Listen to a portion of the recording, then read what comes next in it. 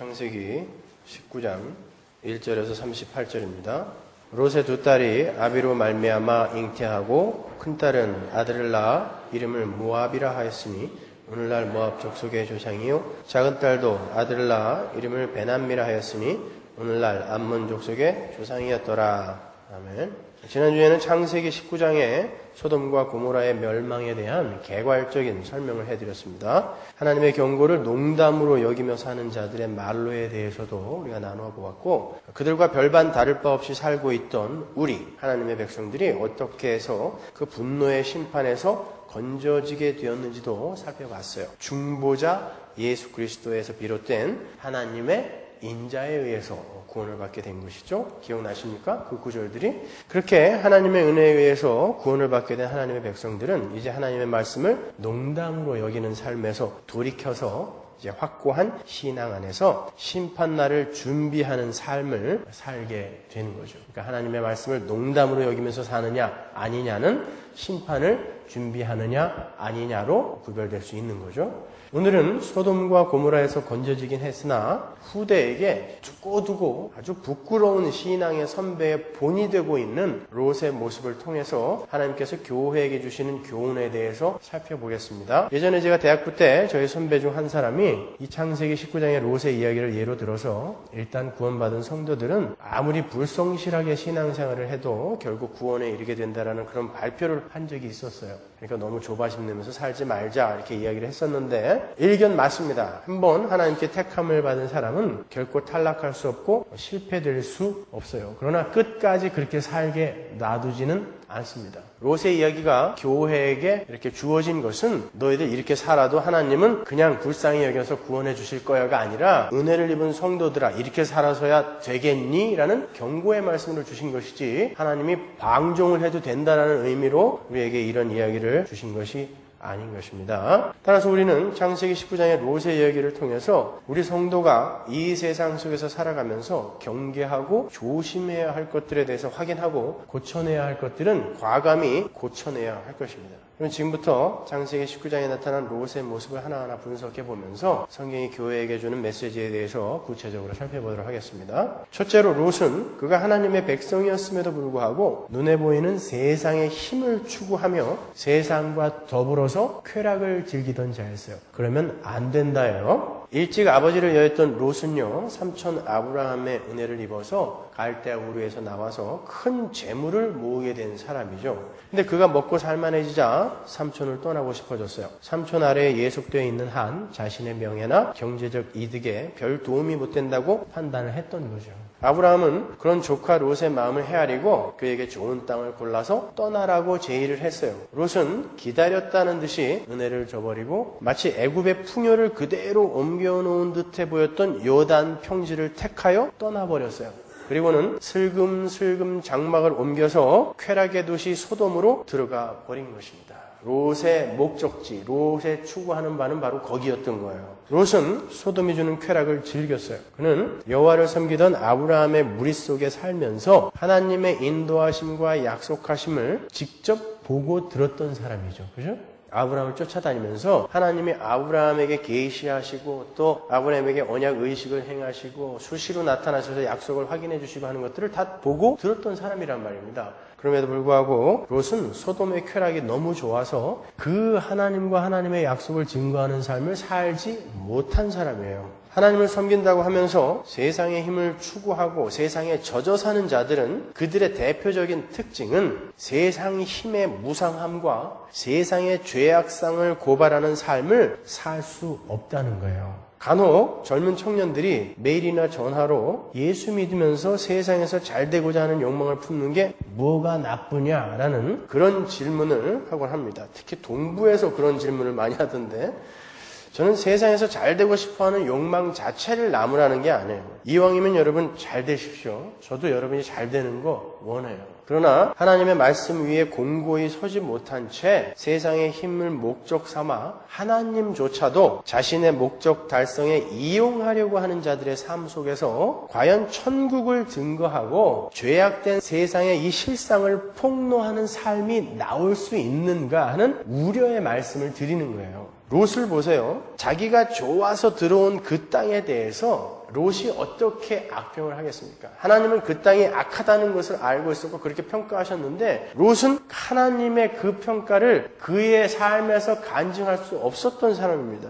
어떻게 그 속에 사는 이들에게 롯이 자기도 그곳에 살면서 경고의 메시지를 전할 수 있었겠어요? 자기도 스스로 소돔이 주는 쾌락이 너무 좋아서 못 견디겠는데 어떻게 눈에 보이지도 않는 가나안의 풍성한 삶에 대해서 간증을 하겠습니까? 그건 안 되는 거란 말이에요. 여러분, 사과와 배 중에서 아무거나 먹도록 허락된 사람이 둘 중에서 먼저 사과를 덥석 집어서 먹고 있다면 그는 사과가 배보다 맛있다는 것을 간증하고 있는 거죠. 그죠? 일부 예배 끝나고 박동현이가 목사님 아까 예로 든 것 중에 사과와 배를 다 먹을 수 있게 이렇게 놔뒀을 때 자기는 아끼려고 맛 없는 걸 먼저 먹는다고. 얘가 적절치 않습니다. 이렇게 이야기하던데. 여러분 무슨 얘기인지 아시죠? 진짜 맛있어서 사과를 먹었다는 걸 얘기하는 거지 아껴 먹으려고 맛없는 거 뭐 그런 얘기 아니란 말이에요. 아시죠? 꼭 그런 데로만 머리가 발달해가지고. 사과하고 배 먹으라고 둘 중에 줬는데 사과를 덥석 집어서 맛있게 먹었단 말이에요. 그러면 나는 이 사과가 맛있다라는 것을 증거하고 있는 거예요. 간증하고 있는 거란 말입니다. 그러니까 사과를 먹어버린 그 사람은 배에 대해서 간증할 수가 없어요. 왜냐하면 그는 이미 삶으로 사과가 맛있다는 것을 간증해 버렸기 때문에 그런 거예요. 롯은 소돔을 좋아했습니다. 그래서 그는 소돔의 지도자들 중 한 사람이 되어서 성문에 앉을 수 있는 신분이 되었어요. 그는 재판관, 심판관의 지위라고 그랬죠. 그리고 소돔 사람들에게 인정도 받은 거예요. 그런 그가 소돔성의 죄악을 지적하고 하나님의 심판을 전할 수 있었겠어요? 자기도 그걸 누리고 있는데 자기도 사과를 먹고 있으면서 사과가 아닌 배를 먹어야 한다라고 간증할 수 있겠습니까? 설사 그렇게 했다고 하더라도 사람들이 코웃음도 안 쳤을 거예요. 그죠? 너도 사과 먹으면서 왜 나한테는 배 먹으라고 그래? 그럴 거 아닙니까? 왜 사위들이 장인의 말을 농담으로 여겼겠어요? 소돔의 심판과 멸망에 관한 롯의 말이 권위가 없었기 때문에 그런 것입니다. 사위들이 볼 때 롯의 말은 평소에 그의 말과 행동과 너무 동떨어진 것이었기 때문에 사위들이 장인의 말을 농담으로 여긴 거예요. 장인이 그 소돔을 얼마나 좋아하고 사랑했는지를 그들이 평소에 봤기 때문에 장인이 야 여기가 죄악의 땅이래 여기서 빨리 나가야 된대 그랬을 때 장인 어른이 지금 술 취하셨나? 왜 저는 헛소리를 하실까? 농담으로 여긴 것입니다. 만일 롯이 평소에 소돔의 죄악에 대해서 개탄하면서 그 땅을 벗어나려고 애를 쓰고 있었다면 사위들은 그의 말을 일단 진지하게는 받아들였을 거예요. 그죠? 사위들이 그 롯의 말을 수용하고 안 하고는 그 다음의 문제예요. 근데 애초부터 사위들은 롯의 말을 진지하게 받아들이지 않았어요. 롯은 하나님의 백성으로서 그의 일상의 삶 속에서 이 세상의 쾌락과 만족이 아닌 하나님의 백성들의 행복과 만족, 하늘에서 내려오는 그 행복과 만족, 이 세상에 줄 수 없는 평안, 그리고 그들의 지향점, 하나님 백성들의 지향점을 설명하는 삶을 살았어야 함에도 불구하고 세상의 힘과 그 힘들이 공급하는 신기루 같은 쾌락에 젖어서 세상과 방불한 삶을 살았던 거예요. 그렇게 이 세상의 힘에 매료된 자들의 또 다른 문제가 있는데요. 그것은 하나님과의 깊은 교제를 유지할 수 없다는 것입니다. 세상이 주는 쾌락이 너무 좋아서 하나님과의 교제를 소원히 하게 되는 거죠. 하나님도 그러한 자들을 기뻐하지 않으신다라는 사실이 오늘 본문에 명확하게 나와 있어요. 두 천사와 함께 아브라함의 장막에 찾아오셔서 아브라함과 함께 먹고 마시며 교제하셨던 하나님이 롯의 집에는 아예 찾아가지도 않으셨어요. 천사 둘만 보냈죠. 그리고 하나님은 남아서 아브라함과 이야기를 하고 계셨습니다. 그리고 심판을 경고하기 위해 롯을 찾아간 두 천사도 처음에는 롯의 집에 안 들어가려고 그랬어요. 왜 그랬을까요? 하나님의 백성이라는 자가 하나님이 심판하여 멸하실 땅의 거처를 삼고 있었기 때문에 그런 거예요. 그리고 하나님이 멸하실 세상의 힘의 원리를 자신의 삶의 원리로 삼아 살고 있었기 때문에 하나님이 그와 함께 거하실 수 없었던 것입니다. 여러분, 이 역사와 공간을 살아가야 하는 우리 성도가 그에게 주어진 인생 동안, 이 시간 동안 이 세상을 떠나서 존재할 수 있는 가시적인 공간은 없어요. 우리는 여기 살아야 됩니다. 세상에 살아야 돼요. 그러나 세상이 우리 안에 들어와서 살게 만들어서는 안 돼요. 롯의 안에는 소돔이 들어와서 살고 있었던 것입니다. 그래서 롯은 소돔을 떠나는 것을 그렇게 지체하며 어기적거렸던 거예요. 우리는 이 세상에 살아야 되지만 세상이 우리 속에 들어와서 하나님을 밀어내고 자리를 잡게 만들어서는 안 되는 거예요. 그렇게 세상과 함께 더불어서 세상이 주는 신기루 같은 쾌락을 즐기면서 살던 그런 롯, 하나님은 그런 롯의 거처를 혐오하신 거예요. 생각해 보세요. 그러한 하나님의 혐오 속에서 가까스로 소돔을 빠져나오는 그런 가련한 롯의 모습. 여러분도 성도로서 이 세상을 여러분 마음대로 사시다가 그렇게 가련하게 빠져나오고 싶으세요? 아니죠. 적어도 성도라면, 우리가 하나님의 자녀라면, 은혜를 깨달은 성도라면 적어도 하나님이 기뻐하는 그런 하나님의 칭찬 속에서 이 세상을 떠나고 싶지 않으십니까?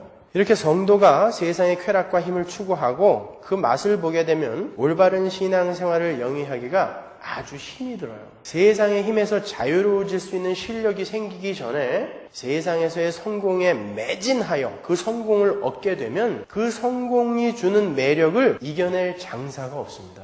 그러니까 먼저 신앙인으로서의 실력을 키워라 라고 우리 주님이 반복하여 말씀하시는 거예요. 사람이 자신의 인격과 사람됨 이전에 세상의 성공과 힘을 추구하게 되면 그들은 절대 하나님께서 명령하신 나그네를 대접하고 고아와 과부를 돌보는 삶을 살아낼 수가 없습니다. 그게 성도의 표지이며 특징인데도 그 삶이 안 돼요. 그들에게는 나그네와 고아와 과부도 자신의 성공과 자랑을 위한 도구로 보이기 때문에 그들은 절대 나그네를 대접하는 삶을 살 수 없는 거예요. 근데 그게 천국의 삶인데 그 삶을 못 살면 천국에 못 들어가는 것입니다, 여러분. 그래서 그 삶을 먼저 훈련하고 연습하자는 거예요. 그래서 제가 세상의 힘 쫓아다니지 말고 먼저 하나님의 백성다운 삶을 살아내는 데에 힘을 쏟자라고 말씀드리는 거지 세상에서 성공하고 부자 되는 게 나쁘다는 거 아닙니다, 여러분. 에스겔서 16장 49절 보세요. 내 아우 소돔의 죄악은 이러하니. 보세요. 이제 소돔의 죄악을 에스겔이 어떻게 표현하는지 보세요. 그와 딸들에게 교만함과 식물의 풍족함과 태평함이 있음이며. 이게 죄입니까? 소돔의 죄악은 이런 거야 라고 이야기하는데 그 딸들에게 교만함과 식물의 풍족함과 태평함이 있었대요. 왜 그걸 죄라고 하는지 아세요? 거기에서 무엇이 나오는지 보세요. 그가 가난하고 궁핍한 자를 도와주지 아니하며 거만하며 가증한 일을 내 앞에서 행하였습니다. 예, 그 세상의 힘으로부터 자유로울 수 있는 힘을 키우지 못하고 그 세상의 힘을 덥석 물어버리면 그 힘이 주는 쾌락이 너무 좋아. 그 힘이 주는 만족과 행복과 기쁨이 그 신기루 같은 것이지만 그러나 눈에 보이는 그런 만족과 기쁨과 행복이 너무 좋아. 나그네와 고아를 대접할 수 없는 거예요. 왜? 더 높이 올라가야 되거든요. 더 높은, 더 센 쾌락을 맛보아야 되기 때문에. 그래서 그걸 에스겔이 죄다라고 이야기하는 거예요. 두 번째 롯의 문제는 하나님의 백성의 연합을 깨버린 거예요. 교회에서 나와버린 것입니다. 롯은 하나님의 택한 백성인 아브라함과 신앙의 여정을 함께 해야 했어요. 롯은 믿음의 조상 아브라함을 떠나서 믿음의 교제를 저버리고 세상 사람들과 소돔과 교제하면서 사는 거예요. 하나님께서 우리에게 교회라는 공동체를 허락하신 것은요, 하나님의 백성이 이 세상의 권세 잡은 자를 대항하여 홀로 버텨낼 수 없고 홀로 성숙할 수 없음을 아시고 서로 도와주며 하나님 백성으로 잘 자라나라고 교회를 허락하신 거예요. 안 그러면 그냥 각자 인터넷으로 집에서 설교 듣고 각자 구제하고 각자 선교 다니고 각자 신앙생활 해도 되지 않습니까? 근데 하나님은 교회를 허락하시고 모이기를 힘써라 라고 이야기했다고요. 왜 그럴까요? 우리는 독불장군으로 홀로 성숙되어지고 완성되어질 수 없기 때문에 그래요. 우리는 서로에게 시금석이 되어주고 거울이 되어주고 격려가 되어주고 위로가 되어주고 때로는 채찍이 되어주면서 서로가 하나님의 백성으로 완성되어져 가는 데에 기여하는 거예요. 그런 면에서 저는 우찌무라 간조의 무교회론 같은 것은 별로 성경적인 것이 아니라고 생각해요. 물론 그분의 사상을 제가 존경하기는 하지만 그분이 무교회주의를 주장한 것은 작금의 교회들이 정말 교회다운 모습으로 보여지지 않기 때문에 야 교회가 뭐가 필요했어? 그따위가 뭐가 교회냐? 그냥 각자 알아서 교회를 지어져 가면 돼 라고 이야기한 것이지 진짜 교회 공동체가 필요 없어서 그렇게 말씀하신 거 아닙니다. 교회는 성도에게 반드시 필요한 거예요. 에베소서 4장 16절 보세요. 그에게서 온몸이 각 마디를 통하여 도움을 입음으로 연락하고 상합하여 각 지체의 분량대로 역사하여 그 몸을 자라게 하며 사랑 안에서 스스로 세우느니라. 표준 세번역으로 볼까요? 그리스도가 머리이심으로 온 몸은 여러 부분이 결합되고 서로 연결되어서 각 부분이 그 맡은 분량대로 활동함을 따라 각 마디로 영향을 공급받고 그 몸을 자라게 하여 사랑 안에서 스스로를 세우게 합니다. 팔이 이렇게 뚝 떨어져서 난 혼자 살 거야. 그리고 저기 가 있으면 어떻게 되는 거예요? 그건 고기예요. 생명이 아닌 것입니다. 모가지가 떨어져서 저기 가서 야, 내가 최고야. 여기에서 명령이 안 떨어지면 니네들은 다 꽝이야. 그리고 살고 있으면 어떻게 되는 거예요? 그거 고기예요. 우리는 떨어져서 존재할 수가 없어요. 교회는요. 그래서 서로 연락하고 상합하며 하나님의 백성으로 지어져 가는데 기여하는 거예요. 손이 열심히 일을 하여 다른 부분들의 성숙을, 양육을 돕는 거고, 눈은 눈대로, 귀는 귀대로, 입은 입대로 그렇게 각자의 자리에서 열심히 일을 하면 되는 것입니다. 성도는 절대 독불장군으로 존재할 수가 없어요. 지난주에 제가 이제 곧 결혼을 하게 될 우리 청년들 몇 명하고 이 얘기를 나눴는데 신혼집을 어디로 알아보고 있냐 그랬더니 우리가 이제 옮겨갈 교회 근처로 집을 알아보고 있대요. 믿음도 좋아요. 될지 안 될지도 모르는데 벌써 그걸로 이사해 가려고 집을 그쪽으로 알아보고 있대요. 그리고 어떤 교인들은 벌써 그쪽으로 지금 이사를 가려고 준비를 하고 있다는데 꼭 될 것 같아요. 그런 의미에서. 모르죠. 또 다시 또 이사 와야 될지도 몰라요. 다 알아서들 하세요. 근데 그 마음이 너무 이쁘지 않습니까, 여러분? 직장에서 가까운 곳, 학교에서 가까운 곳이 아니라 교회에서 가까운 곳, 그곳으로 이사를 가겠다는 거예요. 왜? 교회가 모이는 모임에 한 번이라도 빠지기 싫으니까. 새벽 기도도 가고 싶고 수요 성경 공부 빠지기 싫고 주일날 예배 빠지기 싫으니까 난 그쪽으로 이사 가겠다는 것입니다. 교회의 중요성을 아는 거죠. 교회 안에서 비로소 우리가 올바르게 성숙하고 양육되어질 수 있다는 것을 아는 거예요. 그렇게 성도는 교회를 떠나서 올바로 자라날 수가 없어요. 하물며 성도가 교회를 떠나 세상 속에 들어가서 세상 사람들과 소돔 사람들과 세상 풍속을 쫓아 산다면 그 신앙생활이 어떻게 되겠습니까? 곧 파산되는 거예요. 바로 롯이 그러한 자들의 전형으로 지금 등장하고 있는 것입니다. 그러니까 교회야 너희들 이래서야 되겠니? 라고 보여주는 거예요. 고린도후서 6장 14절 보세요. 너희는 믿지 않는 자와 멍에를 같이 하지 말라. 이건 믿지 않는 사람들하고 놀지 말라는 거 아니에요. 아예 상종하지 말라는 게 아닙니다. 그럼 전도는 어떻게 해요? 그 사람들의 풍속, 그 사람들의 습관 그런 거에 젖어 살지 말라는 거예요. 세상 속에 살되 세상처럼 살지 말라는 것입니다.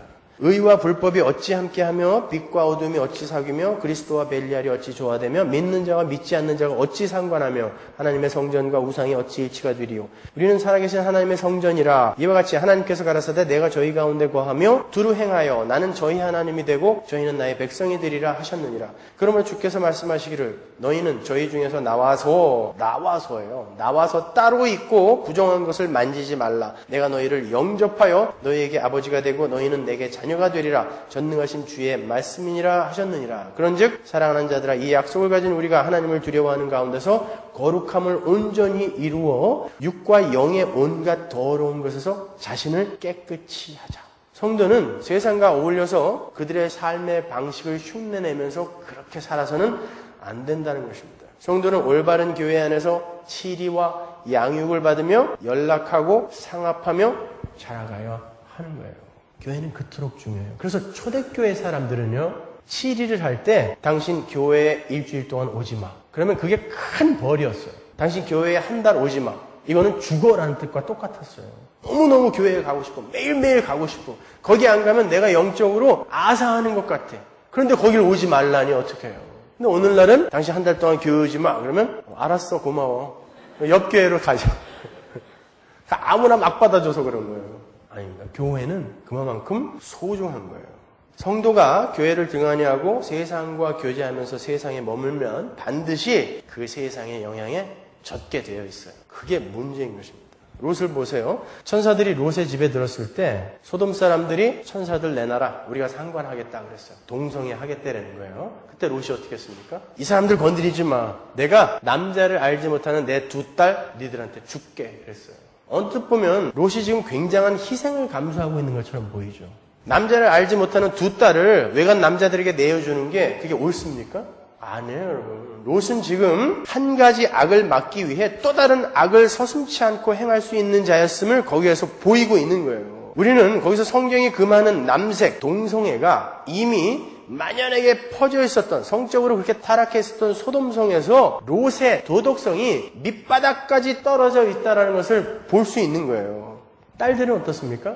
아버지하고 서슴없이 근친상간을 했어요. 뿐만 아니라 그 하나님의 불같은 심판을 직접 두 눈으로 보았음에도 불구하고 포도주를 들고 나왔어요. 글쎄. 롯과 두 딸이 동굴에서 거하는데 두 딸이 롯에게 포도주를 먹여서 취하게 만들었어요. 그거 어디서 갖고 나왔을까요? 설사 그게 소돔에서 갖고 나온 게 아니라 할지라도 금방 하나님의 심판을 눈으로 본 자들이 어디서 포도주를 구해서 그걸 홀짝홀짝 먹고 있었던 거예요. 소돔의 관습에 젖어 있었던 것입니다. 소돔의 영향을 아주 깊이 받고 있었던 거예요. 그렇게 롯과 그의 가족들은 소돔성에 사는 동안 자기도 알지 못하는 사이에 소돔의 죄에 깊이 중독되어져 있었던 거예요. 그래서 하나님은 반복해서 당신의 백성들에게 내 백성아 거기서 나와 교회로 들어와라라고 이야기하는 거죠. 교회 안에서 여러분이 교회와 함께 하는 교제와 여러분이 교회를 떠나서 세상 사람들과 함께 하는 교제 한번 생각해 보세요. 거기에서 여러분이 어떤 영향을 받고 있는지 한번 생각해 보십시오. 그건 큰 거예요. 참으로 중요한 것입니다. 여러분은 요한계시록 18장 4절 아예 외우세요. 내 백성아 거기서 나와라. 내 백성아 거기에서 너 높은 지위에 올려줄게. 내 백성아 거기서 너 부자 만들어줄게. 내 백성아 거기서 너 건강하게 살게 해줄게가 아니라 내 백성아 거기서 나와라라니까요. Come out! 세상에서 나오라는 것입니다. 가난하게 살아라, 병자로 살아라가 아니라 많이 가진 자들아, 많이 가진 채로 거기서 나와라예요. 그거 힘삼아 살지 말고 많이 가졌음에도 불구하고 아 이게 힘이 아니라 하나님 나라에 대한 소망이 내 힘이구나를 보여줘. 가난한 자들아 가난한 채로 나와서 난 가난해도 괜찮아. 누가 뭐라 그래. 이 상황에서도 나는 하나님이 내 소망이기에 나는 행복해. 보여줘. 그게 세상에서 나와라인 것입니다. 하나님을 이용해서 거기서 높은 데 올라가려고 하지 말고 성도는 교회를 떠나 세상과 버타에 살면 반드시 망하게 되어 있어요. 그렇게 살게 놔두시지도 않지만 성도는 교회에 머물러 교회와 함께 자라나야 되는 거예요. 세상은 절대 인간들에게 참 행복을 제공해 줄 수 없어요. 행복과 비슷한 모조품을 주어서 거기에서 헤어나오지 못하게 만들어 버리는 것입니다. 얼렁얼렁 정신을 차리고 눈을 뜨셔야 돼요. 야고보서 4장 4절 보면 가늠하는 여자들이여 세상과 벗된 것이 하나님의 원수임을 알지 못하느뇨? 그런즉 누구든지 세상과 벗이 되고자 하는 자는 스스로 하나님과 원수되게 하는 것이라. 세상과 벗하는 건 하나님과 원수가 되는 거예요. 근데 그 세상을 자꾸 나한테 달라고 그러면 어떻게 해요? 하나님 나 자꾸 하나님과 원수 만들어주세요. 그거 아닙니까? 오늘날 한국교회의 현실을 한번 돌아보자고요. 젊은이들이 자꾸 교회를 떠나고 있어요.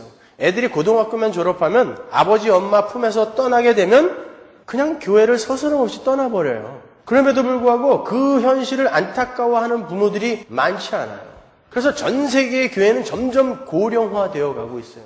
한국교회뿐만이 아니라 여러분, 여러분의 자녀가 혹시 잠시 교회를 떠나 세상의 성공을 쫓아 나의 온 시간과 에너지를 투자하겠습니다. 어머니, 아버님, 교회는 나중에 다녀도 되니까 내가 몇 년간 죽어라고 열심히 일하고 공부해갖고 내가 원하는 목표 지점에 도달하여 그때부터 신앙생활 할게요. 만약에 그렇게 여러분에게 통보를 했을 때 여러분이 그 자녀에 대해서 어떤 마음을 가지세요?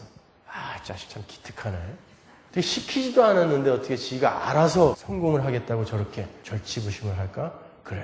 교회는 나중에 다녀도 되지 뭐. 그러니까 일단 성공부터 해. 그러십니까? 아니면 가슴을 치면서 통탄하게 여기십니까? 그 아이가 도달하려고 하는 목적 지점에 도달하기 전에 예수님 오시면 어떡할 거예요? 영원히 그 아이와 이별하는 것입니다. 보고 싶어도 더 이상 볼 수가 없어요. 부모가 자식을 미리 보내고 그 가슴에 자식을 묻고 살아가는 게 얼마나 고통스러운지 아시죠? 지난주에 인천에서 어떤 분이 이메일을 보내오셨는데 아이가 군대에 가서 사고로 먼저 세상을 떠났어요. 그렇게 예수를 잘 믿었던 그런 아이였대요. 근데 엄마가 벌써 몇 년이 지났는데도 가슴이 너무 아파서 글자 하나하나에 눈물이 묻어나오는 것 같아요. 게시판에도 올려놨는데 그런 거예요. 그런데 지금 당장 내 자식이 내 눈앞에 있다고 해서 영원 속에서의 이별은 아무도 생각을 안 하는 것 같아요. 걱정을 안 하는 것 같아요. 내 자식이 교회 며칠 안 가는 거 괜찮아요? 정말 그런 겁니까, 여러분? 그렇게 자식들을 그 상태에서 그 자식들이 교회를 떠나 그냥 세상 속에서 세상의 성공을 추구하면서 사는데 그냥 방임해 두는 건 그 자식을 십자가에다 매달아 놓고 자기가 도끼로 찍는 것보다 더 잔인한 일인 것입니다. 그럼에도 그게 얼마나 무서운 일인지를 생각들을 안 하는 것 같아요. 저는 부모들이 우리 자식 좋은 직장 얻었다고, 아주 엄청난 연봉을 받는 그러한 직장을 얻었다고 그렇게 자랑하는 거 종종 들어요. 우리 자식이 아주 좋은 대학에 들어갔다라고 자랑하는 거 종종 듣습니다. 저도 기쁘죠. 왜냐하면 교회의 기쁨은 우리의 기쁨이니까. 그러나 이제는 그런 자랑보단 우리 아이가 지난 방학 동안에 R.C. 스프롤 전집을 다 읽고 신앙을 올바로 정립하여 엄마 아빠에게 아빠 기독교 신앙은 이런 거야, 엄마 복음이란 건 이런 거야, 이렇게 설명을 해줘요. 야, 참 얼마나 행복하고 기쁘던지. 이런 자랑 한번 들어봤으면 좋겠어요. 우리 아이가 집에 오더니 교회를 위해 기도하기 시작했어요. 자기 친구를 위해 열심히 기도하고 복음을 전도를 하더니 우리 아이가 드디어 한 사람을 전도하여 교회로 데리고 왔네요. 우리 아이가 청년부를 위해, 중고등부를 위해 무릎 꿇고 틈만 나면 기도하고 있어요. 참 감사해요. 이런 자랑. 왜 그런 자랑은 안 하세요? 그게 진짜 자랑이어야 되는 거예요, 여러분. 자기가 올바른 신앙을 갖고 있다라고 이야기는 하면서 그게 자식 문제에 봉착했을 때는 전혀 다르게 살면 그게 뭐예요? 내 자식은 내 자랑이 돼야 되고 내 존재의 확산이니까 내가 못 이룬 꿈 네가 이루어다오. 그건 너무 이기적인 거예요. 자식이 조금 싫어하고 불편해하더라도 올바른 신앙으로 회초리로 때려서라도 십자가 앞에 꿇어 앉혀야 되는 것입니다. 그걸 먼저 하셔야 돼요. 만약 그렇지 않는다면 여러분과 여러분의 자식은 합작하여 나중에 모압과 베나미를 반드시 잉태하고 출산하게 될 거예요. 그게 얼마나 무서운 일인지 아십니까? 세 번째로 롯은 마지막 한 가지를 포기할 수 없는 자였어요. 롯은 하나님으로부터 소돔과 그 속에 있는 모든 것을 버리고 산으로 도망하여 멸망함을 면하라 라는 명령을 받았어요. 17절에 보면. 롯은 그 말씀을 듣자마자 뭐라 그랬어요? 내 주여 그리하지 마옵소서. Don't do that. 그랬대요. 하나님한테.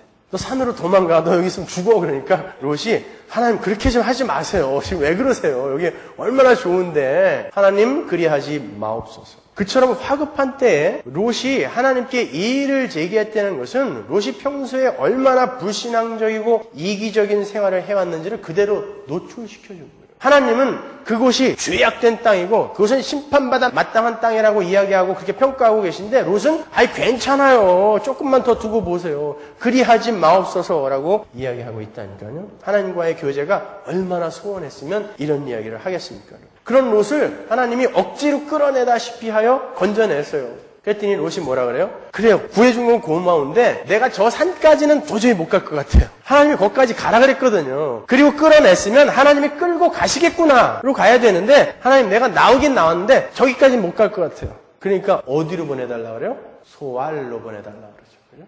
20절 한번 볼까요? 보면 20절. 보소서 저 성은 도망하기 가깝고 작기도 하오니 나로 그곳에 도망하게 하소서. 이는 작은 성이 아니니까 내 생명이 보존되리이다.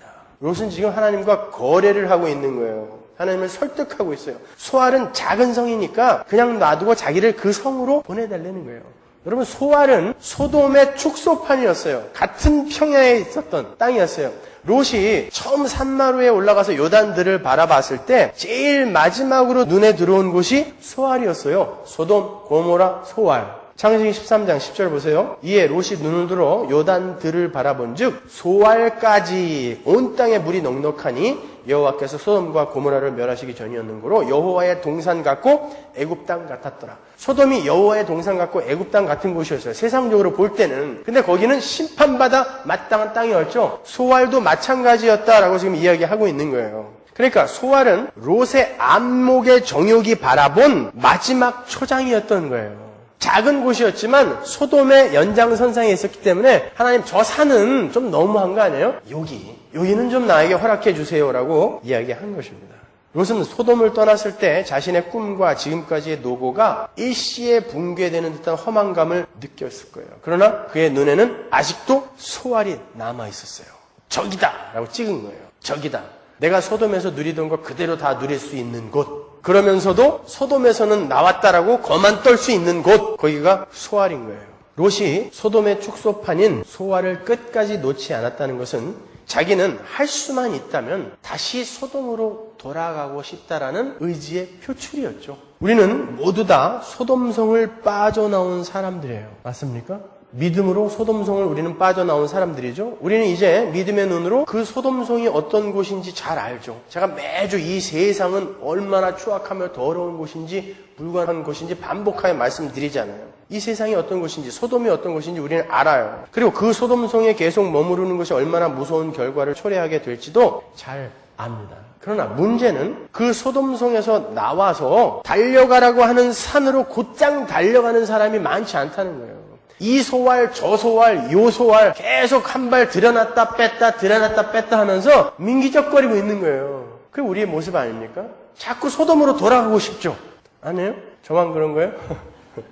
지금 예수 믿는 사람 참 불편해요. 어떤 면에서는 하고 싶은 거 못하고 먹고 싶은 거 못 먹고. 그래서 때로는 그때 참 좋았는데, 그때가 봄날이었는데 이런 생각이 왕왕 우리에게 든단 말입니다. 그때 우리가 소화를 덥석 잡아버리면 안 된다니까요. 분명히 마귀는 아브라함과 사라가 하나님의 약속을 우습게 여겼을 때 하갈이라는 대체품을 옆에다가 딱 갖다 준 것처럼 요나가 다시스로 가는 배를 타려고 니느웨로 가라는 하나님의 명령을 어기고 다시스로 가는 배를 타려고 했을 때 그 다시스로 가는 배를 아예 준비시켜서 거기다 대기시켜 놓은 것처럼 우리가 그렇게 소돔에 대한 연정을 끊지 못하고 그때 좋았는데 그거 참 행복했는데 그거 참 쾌락 참 톡 쏘는 맛이었는데 이렇게 자꾸 그 연정을 드러내면 사단이 우리 옆에 그 소돔과 방불한 소화를 이렇게 갖다 준다니까요.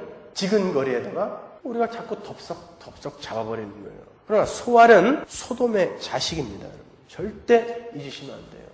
20절에 뭐라 그래요?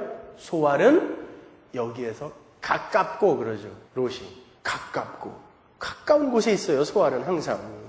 그리고 그렇게 해서 그 소활에 들어가서 나는 소돔에서는 나왔으니까 이제 요 정도 소활 정도는 하나님이 이해해 주시겠지 라고 나는 금욕 생활을 하고 있어. 마치 금욕 생활을 잘하고 있는 것처럼 뻐기기도 한다고요.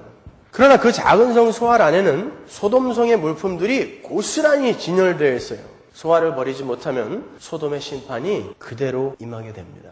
여러분 이스라엘이 가나안 정복 전쟁 때 가나안에서 블레셋 사람들을 전부 쫓아내지 않고 정말 보잘것없는 저건 놔둬도 괜찮을 것 같았던 가사와 가도와 아스돗의 블레셋 사람을 조금 남겨뒀죠. 그죠? 성경에 조금 남겨뒀다라는 단어가 일부러 들어가 있어요. 그런데 가사의 블레셋 사람들에게 삼손이 죽었어요. 가두의 블레셋 사람들 중에 골리앗이라는 놈이 나왔습니다. 아스돗의 블레셋 사람들의 후예들에게 법궤를 빼앗겼어요. 이거는 괜찮겠지 하고 조금 남겨둔 게 나중에 나를 먹어버려요. 나중에.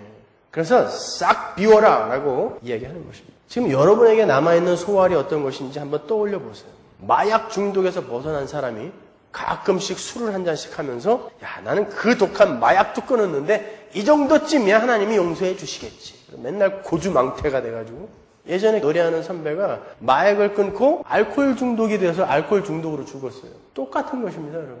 소활과 소돔은 다른 게 아니에요. 소활은 소돔의 자식이에요. 재물을 모으는 것을 포기하고 하나님의 자녀다움을 훈련하고 연습하는 삶을 살기로 한 사람이 부정과 편법임을 알면서 요 정도쯤이야 라고 불로소득을 조금씩은 챙기고 있다면 그게 소활인 것입니다. 옛날에 아주 그냥 가족들에게 이웃들에게 폭력을 수시로 행사하던 사람이 이제는 폭력이 아닌 폭언을 하면서 이제는 내가 손으로는 안 한다. 입으로는 해도 소활입니다. 시기, 질투, 험담, 투기, 다툼, 우리에게 남아있는 소활이 얼마나 많아요. 그게 여러분은 언젠가 먹어버릴 것입니다. 빨리빨리 내려놔야 되는 거예요. 롯은 끝까지 그걸 붙드는 거예요. 소활에다가 날 넣어달라니까요. 그것마저 포기하면 내가 존재할 가치가 없는 것 같아. 아닌 거예요. 하나님은 그것마저도 놔라 라고 이야기하시는 거예요. 마지막으로 롯은 하나님의 경고를 받고도 여전히 자기 뜻대로 살았습니다.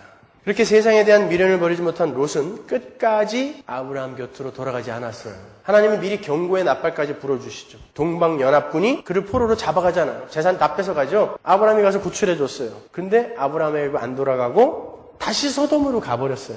이제는 하나님이 보다 못해 소돔을 싹 불태워버렸어요. 근데도 아브라함에게 안 돌아가요. 딸들하고 포도주병 들고 동굴로 갑니다. 소알로 가겠다고 해서 하나님이 소알에도 넣어줬더니 그 소알에서도 두려워하여 동굴로 도망가요. 여러분, 예수 믿는 사람이 이렇게 처참하게 살아서야 되겠습니까? 하나님의 진노의 눈을 피해 이렇게 고통과 두려움 속에서 계속 살아야 되겠냐고요. 성경은 롯이 소돔성 안에에서 쾌락과 행복, 기쁨 누렸다고 하지만 그게 고통이었다라고 이야기해요. 베드로서에 나오잖아요. 롯은 고통스러웠다 그럽니다. 하나님의 백성은 세상에서 살면서 그게 행복인 것 같지만 고통이에요. 고통스러워요. 소돔에서 나오면서는 어땠어요?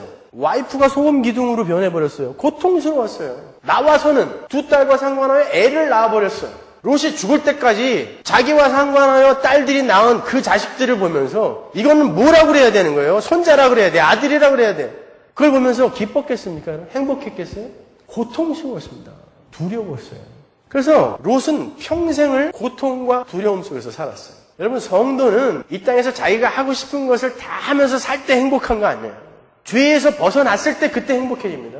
여러분이 이 땅에서 여러분이 하고 싶은 거 다 하면서도 두 다리 꼭 오므리고 불안에 떨면서 주무셨을 때 얼마나 많아요. 그러나 가진 거 못 가지고 내가 원하는 거 안 됐지만 두 다리 쭉 펴고 하나님의 뜻대로 오늘 살아냈으니 얼마나 행복한가 하고 잠들었을 때가 얼마나 많습니까? 그 자리로 가라는 것입니다. 우리더러. 그곳이 천국이니까.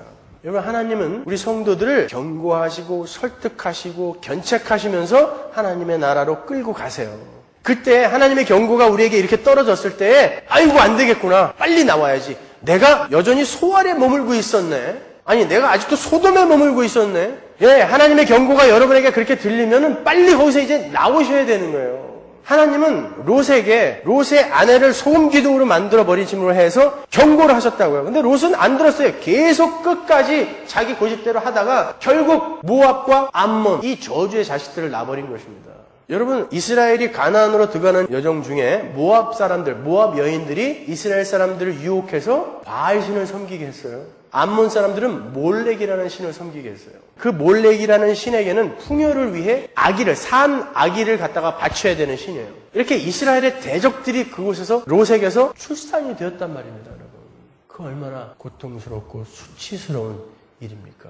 하나님이 경고하실 때 어서 그 자리에서 나오셔야 돼요. 롯은 그렇게 하나님의 경고를 무시했지만 아브라함은 어땠어요? 하나님께서 아브라함과 둘이 서서 아브라함아, 내가 이제 저 소돔을 멸망시킬 거야. 그때 아브라함이 중보기도 했던 바로 그곳에서 하나님이 소돔이 불타는 모습을 아브라함으로 하여금 목도하게 만드셨어요.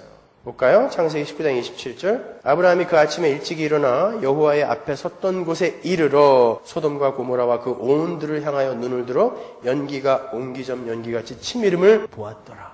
아브라함이 그 모습을 봤어요. 그 모습을 보면서 아브라함이 무엇을 생각했을까요? 야, 하나님은 죄를 철저히 심판하시는구나. 하나님이 말씀하신 대로 하나님을 경외하면서 자녀들을 주의 말씀으로 잘 양육해야 되겠구나 라는 것을 전율 속에서 깨달았을 것입니다. 그래서 그는 믿음의 조상이 된 거예요. 롯은 하나님의 경고를 계속 무시했어요. 그리고는 결국 모압과 암몬을 낳아버린 것입니다. 어느 쪽으로 가시겠습니까? 어떤 삶이 행복할 것 같으세요? 성도는 하나님의 말씀 잘 듣고 하나님의 뜻대로 잘 살아낼 때가 가장 행복한 거예요. I guarantee. 그 삶을 사세요, 여러분. 제가 그 행복을 맛보게 해드리고 싶은 거예요. 여러분이 지금 세상에 힘을 쌓아서 맛보려고 하는 그 유치한 행복은 곧 사라져요. 정말 하나님의 뜻대로 하나님의 자녀다운 삶을 살아내면서 거기에서 오는 세상에 줄 수 없는 하늘의 평안과 하늘의 행복, 그리고 성도의 교제 속에서 피어나는 그런 천국의 안식, 그것을 이 땅에서 많이 맛보고 가십시오. 그래야 여러분의 마음속에 소망이 오롯이 새겨지게 되는 거예요. 기도하겠습니다.